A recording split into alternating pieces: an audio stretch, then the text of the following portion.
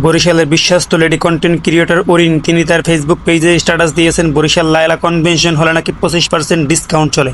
এত সুন্দর ডিসকাউন্টের কথা শুনে আমি আমার দামরা বন্ধু শাহজালালের জন্য লায়লা ক্লাবে ডিসকাউন্টের জন্য রওনা হয়েছি। ঠিক 5992 মিটার পথ অতিক্রম করে আমরা রূপতলী থেকে চলে এসেছি তুরাব আলী খান মসজিদের সামনে। এই মসজিদের সামনে থেকে টানা 4.5 ঘন্টা বাইক রাইড করার পরে আমরা চলে যাব 200 মিটার অতিক্রম করে লায়লা ক্লাবের সামনে।